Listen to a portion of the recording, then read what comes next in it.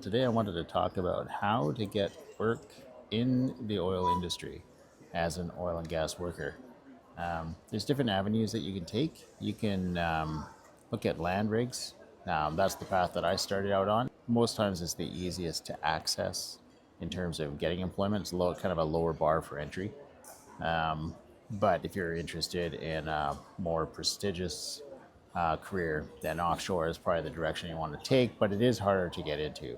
Definitely a few more hoops, and it's requires sometimes more experience in order to be able to get there. So, or need to know somebody. I suppose one of the most important things is to understand whether or not you're comfortable being away from home. If you don't like to be away from home for 2 weeks at a time on an onshore rig, or a month at a time working offshore or overseas, then it's probably not the best career path for you. But if it's something that interests you and you think that you can handle that, then go ahead and give that a go. Then you really want to do is identify the type of company that you're interested in working for. The way that I got work was I identified a company that I was interested in working for. They had a good reputation, and so I submitted my CV. And when I didn't hear back, I called the company, didn't hear any feedback, so I drove to the company and I sat in the lobby and waited for my opportunity to speak to the guy that was the head of HR. And I knew that because I did some research on who he was. And over the next couple of weeks, I just kept hounding him until I annoyed him so much that he said, fine, if I wanted to have work for him, then I needed to get some certification that I didn't have. And that was first aid and H2S Alive.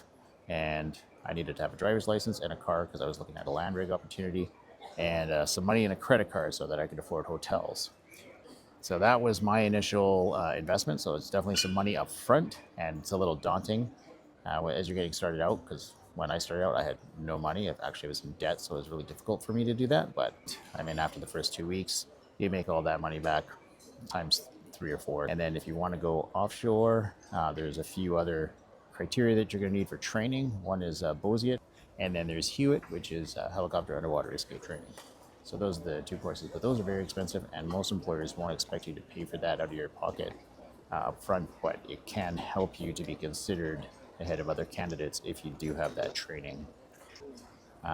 But if you do have some questions or you need some help, I'm more than happy to lend you a hand. So just reach out to me in the comments, let me know where you're struggling with or maybe what you're interested in, and I'll do my best to help you out. All right, take care, stay safe, and good luck.